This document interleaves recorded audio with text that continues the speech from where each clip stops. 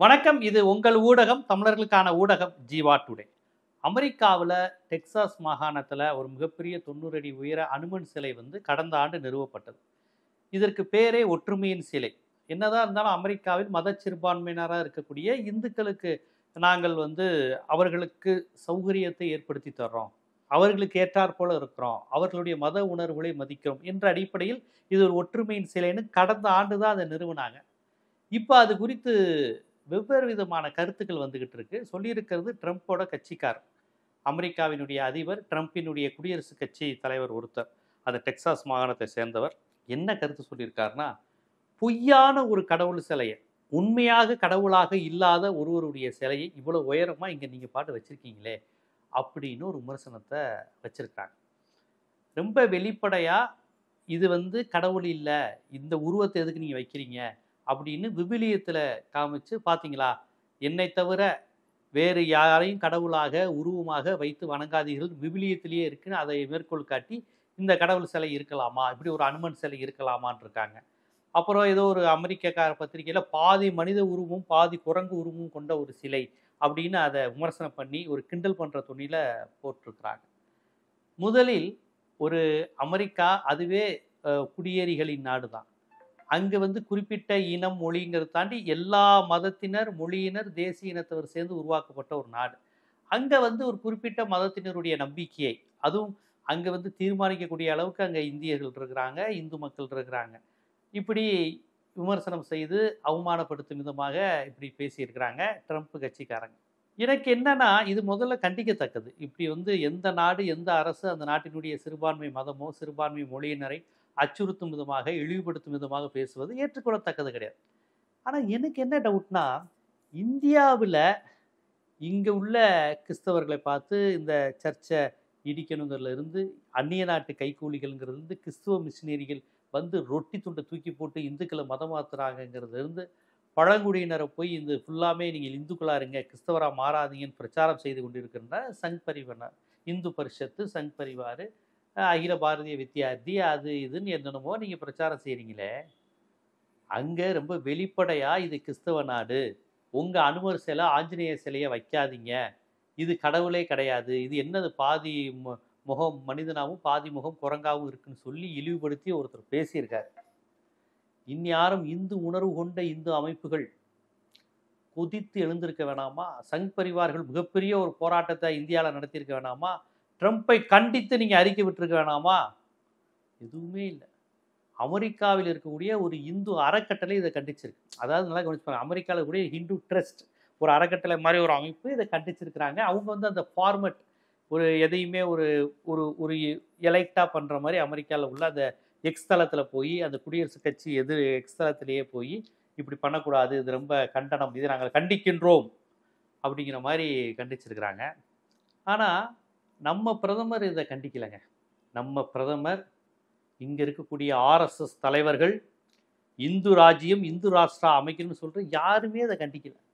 ஆனால் இவங்க தான் கிறிஸ்தவ மத பிரச்சாரம் செய்வதாக சொல்லி ஒரு பாதிரியாரை உயிருடன் எரிச்சாங்க இந்தியாவில். அந்த வழக்கெல்லாம் என்னாச்சுன்னு உங்களுக்கே தெரியும். பலர் கிறிஸ்தவ பேர் தாங்கி இருக்கிறதுனாலே அவங்க சர்வதேச கைக்கூலியாக அடையாளப்படுறாங்க, அவங்களுக்கு தேசபக்தி இல்லைன்னு சொல்கிறாங்க. பலர் இந்துக்களாகவே இருந்தாலும், நம்ம திருமுருகன் காந்தி மே 17 ஒருங்கிணைப்பாளர், அவர் திருமுருகன் காந்தி, அவர் பேர் திருமுருகன், அவங்க அப்பா பேர் காந்தி, அவரை நீ டேனியல் காந்திங்கிறாங்க. இப்படி பல இந்துக்களை யாரெல்லாம் அரசுக்கு எதிராக பேசுகிறாங்களோ அவங்களாம் கிறிஸ்தவர்கள், கிறிஸ்தவ கைக்கூலிகள் விமர்சனம் பண்ணுகிற இவர்கள் வெளிப்படையா ஆமாண்டா நான் கிறிஸ்தவ நாடுடா, எங்க மதத்தில் இருக்கிற போய் உன் கடவுளை ஏற்றுக்க மாட்டோன்னு ஒரு அமெரிக்காவில் இவ்வளவு கேவலமா அவமானப்படுத்துறாங்க. ஒருத்தர் கொதித்தல, ஆர்எஸ்எஸ்லேருந்து ஒருவர் கொதித்தல, சுரேஷ் பயாஜியோ, மோகன் பகவத்தோ, அமித்ஷாவோ, மோடியோ, நிர்மலா சீதாராமனோ, சுப்பிரமணிய சாமியோ, இந்துக்களுக்கு ஆபத்து, இந்து கத்திரியுமே இந்துக்களுக்கு ஆபத்து, இந்துக்களுக்கு ஆபத்துன்னு 24 மணி நேரமும் சொல்லிக்கிட்டு, இங்க இருக்க பள்ளிவாசலுக்குள்ள முருகன் சிலை இருக்கா, சிவன் சிலை இருக்கா பாரு, அங்கதான் இருக்குன்னு நினைக்கிறேன், அந்த ஊழு செய்கிற இடம் அப்படியே பார்த்தீங்கன்னா சிவன் சிலை மாதிரியே இருக்குது, அது ஊழு செய்கிற இடம் இல்லை, அது சிவன் இருந்த இடம், அதுதான் அவங்க பள்ளிவாசல் தொழுகிறாங்கன்னு சொல்லி அதை இடி இதை இதுக்குள்ளதான் கடவுள் இருக்காரு, பள்ளிவாசலுக்குள்ள சிவன் இருக்காருன்னு சொல்லி பிரச்சனை பண்ணிக்கிட்டு இருக்கீங்க. அங்க இவ்வளவு ஓப்பனா ஒரு இந்து கடவுளை அவமானப்படுத்தி பேசியிருக்காங்க. ஏங்க சார் கண்டிக்கல? நான் கண்டிப்பேன். எங்க மொழி சிறுபான்மையினர் மத சிறுபான்மையினர் பாதிக்கப்பட்டால் நான் கண்டிப்பேன். ஏன் சார் நீங்க கண்டிக்கல? உங்களால ஏன் ட்ரம்ப் கட்சியை கண்டிக்க முடியல? இந்து மதத்தை இழிவுபடுத்தினாலும் கண்டிக்க மாட்டீங்க. அப்ப இந்து மத பாசம் என்பது பொய். இந்துக்கள் மீது பாசம் என்பது பொய். இந்துக்கள் ஆபத்து என்று நீங்கள் பேசுகின்ற அரசியல் ஒரு சந்தர்ப்பவாதம் தெரியுதா? இங்கு உள்ள அப்பாவி இஸ்லாமியர்களை அடிக்கவும், மாட்டிறைச்சி உண்கின்ற ஒடுக்கப்பட்ட மக்களையும் முஸ்லிம்களையும் அடிப்பதற்கும் துன்புறுத்துவதற்கும் நீங்க தேர்தலை வெற்றி பெறுவதற்கும் பயன்படுத்துகிற வார்த்தை தான் இந்து கத்திரிமே, இந்துக்கள் ஆபத்தில் இருக்கிறாங்க, இது ஒரு இந்துக்கள் நாடு, முஸ்லிம்கள் தான் நம்மளை அடிச்சிட்டாங்க, பசு, பாகிஸ்தான், முஸ்லீம் அப்படிங்கிற இந்த 3 வார்த்தையை பயன்படுத்தாம இவங்க தேர்தலில் பிரச்சாரம் செய்யவே முடியாது. அப்ப இவர்கள் சொல்கிற இந்துத்துவ பாசம், இந்து மத பாசம், இந்து நாடு, நம்ம இந்து கடவுள்கள், நம்ம சரஸ்வதி, நம்ம சிவன், இவங்க சொல்றது எதுவுமே உண்மை கிடையாது. இந்த ராமர் கோவிலுக்காக இவங்க என்னென்ன பண்ணுவாங்க, என்னென்ன கலவரங்கள் நடந்தது. ஆனா அங்க உண்மையிலே ராமருடைய அனுமரை இது பண்றாங்க. ஜெய் ஸ்ரீராம் முழக்கம் எங்கேயுமே இல்லையே. ஏன் ஜெய் ஸ்ரீராம்? அனுமன் அனுமன் யாரு? ராம பக்தர். ஜெய் ஸ்ரீராம் அப்படின்னு யாருமே சொல்லல. ஏன் சார், ஒரு முஸ்லீம் பொண்ணு ஸ்கூலுக்கு படிக்க வர்றதுக்கு பருதா போட்டு வந்ததுக்கு அந்த பொண்ணு போட்டு கர்நாடகத்தில் அந்த சிவசேனாவா அது ராம் சேனாவா இது ஒரு அமைப்பு ஜெய் ஸ்ரீராம் ஜெய் ஸ்ரீராம். அந்த பிள்ளை படிக்க போகுது, அந்த பிள்ளைகிட்ட போய் ஜெய் ஸ்ரீராம்ங்கிறீங்க. அந்த பொண்ணு பொறுத்து பார்த்துட்டு அல்லாஹ் அக்பர் அப்படின்ட்டு போச்சு. நான் இருக்கா ஒரு பொண்ணு தண்ணியால சிங்கம் மாதிரி இன்னும் கத்திட்டு போச்சு அல்லாஹ் அக்பர். அப்ப இந்த நாட்டின் பூர்வீக குடிகளான முஸ்லீம்களையும் கிறிஸ்தவர்களையும் நீ இந்தியன் இல்லை, நீ தேசபக்தி கிடையாது, உனக்கு தேச துரோகின்னு யாரெல்லாம் கனிம வள கொள்ளைக்கு எதிராக பேசுறாங்களோ, யாரெல்லாம் அதானியை கேள்வி கேட்கிறாங்களோ, யாரெல்லாம் அரச பயங்கரவாதத்துக்கு எதிராக நிற்கிறாங்களோ, யாரெல்லாம் கார்பரேட்டுகளுக்கு எதிராக பேசுறாங்களோ அவங்களையெல்லாம் கிறிஸ்தவரா முஸ்லீமா மதம் மாற்றி எதிர்த்து கேள்வி கேட்க வேண்டியது. ஒருத்தன் பிறப்பால முஸ்லீமா கிறிஸ்டினா இருந்தா போச்சு, அவன் பேசுவதற்கே லாய்க்கல. அவன் பேசினாலே நீ கிறிஸ்டின், அவன் ஏதாவது கேள்வி கேட்டாலும் ஐயோ நீ முஸ்லீம், நீ எல்லாம் அந்த நாட்டில் கேள்வி கேட்கலாமான்னு. அவன் அங்கே ஓப்பனா இந்து கடவுளை அவமானப்படுத்திக்கிட்டு இருக்கான், ஒண்ணுமே கேட்கலையே சார். இதே மாதிரிதான் ஈழத்தில் முருகன் சிலை சிவன் கோயில்களை அடிச்சு நொறுக்கினப்பையும் RSS பிஜேபி எத்தகைய கட்டணங்களை தெரிவித்தது. அப்ப சொந்த நாட்டில் இந்த மண்ணில் பிறந்தவர்களை பார்த்து முஸ்லீம் கிறிஸ்டின் சொல்லி அந்நியப்படுத்தி இந்துக்களே ஒன்று சேருங்கள் சொல்கின்ற நீங்கள் உண்மையிலே இந்து கடவுள்களையும் இந்து கோவில்களுக்கும் ஆபத்து அமெரிக்காவிலும் இலங்கையிலும் பிற நாடுகளையும் வரும்போது அமைதியா தானே சார் இருக்கீங்க? இவ்வளவு அமைதியா இருக்கீங்க. நானும் இந்த சம்பவம் நடந்து 2 நாள் ஆச்சு. நான் 2 நாளா ஏன் பேசுறேன்னா ஒரு பெரிய கண்டனம் வரும். RSS ஒரு பெரிய பேரணி நடத்துவாங்க, இல்ல RSS அமெரிக்காவுக்கே போயிடுவாங்க. ஏன்னா இப்ப யோசித்து பாருங்க, இப்படி ஒரு உருவம் எங்களுக்கு அப்படின்னு இந்தியாவில் உள்ள ஒரு கிறிஸ்தவரோ முஸ்லீமோ ஒரு நாத்திகரோ சொல்லியிருந்தா எவ்வளவு கலைபெறமாயிருக்கும். தலையை எடு நாக்கு அறு, இதை கொண்டு வர உங்களுக்கு 10 லட்சம் சார். அங்கே ஓப்பனா அனுமார் சிலையை பார்த்து அப்படி ஒரு கிண்டல் பண்ணி ஒரு நாட்டில் போட்டு எக்ஸலத்தில் போட்டு இந்து மதத்தையே அவமானப்படுத்திக்கிட்டு இருக்கிறாங்க. நீங்க ஏன் சார் சங் பரிவார்கள் யாருமே பேசல? ஒரு கோவிலுக்குள்ள போகணும்னா நீ இந்த ஜாதிக்காரன், இந்த ஜாதி போனா எங்களுடைய சடங்கு சம்பிரதாயம் சாஸ்திரியம் போயிடும், இது இந்த சமுதாயத்தினர் தான் போகணும், இந்த சமுதாயத்தினர் போகக்கூடாதுன்னு சொல்றது நீங்க தூக்கி பிடிக்கிற இந்துத்துவ கொள்கை.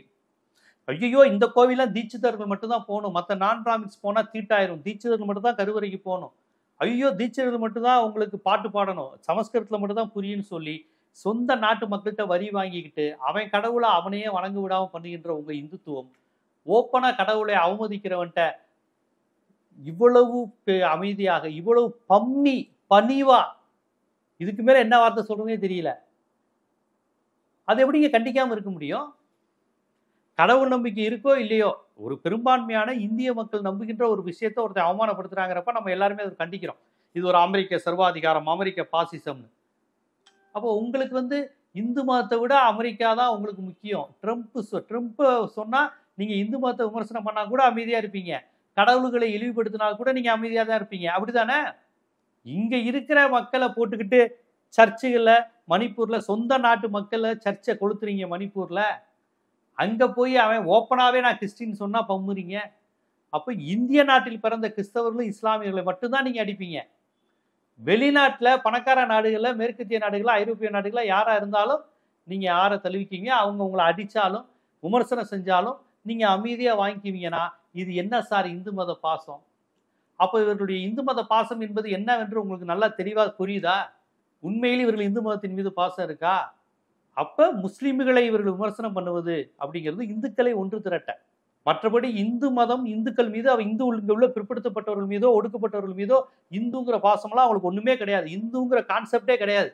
இவ்வளவு நாளா அது சும்மா இங்க முஸ்லீம்கள் வந்தேரிகள் சொல்லிட்டு ஒரு அரசியலை செய்யணும். அந்த அரசியலுக்கு ஒன்று திரட்ட மட்டும் தான் அவங்கள கருவிகளா பயன்படுத்திக்கிட்டு இருக்கான்னு இங்க உள்ள இந்து பிற்படுத்தப்பட்டவர்களும் இந்து ஒடுக்கப்பட்டவர்களும் நினைச்சுக்கோங்க. உங்களை சத்திரியர்கள் ஆண்ட பரம்பரைன்னு அவ்வப்போது சொல்லிக்குவாங்க. நீங்க இந்த கடவுளின் மகன் அந்த கடவுளின் மகன் சொல்லிக்குவாங்க. ஆனா உண்மையிலே கடவுளை அவமானப்படுத்தும் போது அமைதியா இருக்காங்க பாத்தீங்களா? நம்ம கோவிலை இடிச்சுட்டு நம்ம கடவுளை இடிச்சுட்டு பாபர் வந்தாரு நாங்களே, எந்த ஆதாரமும் இல்லாம பாபருக்கும் இப்ராஹிம் லோடிக்கும் சண்டை நடந்தது. இப்ராஹிம் லோடி எங்க ராமர் கோயில் கட்டியிருக்க போறாருன்னு கேட்க மாட்டேங்கிறாங்க.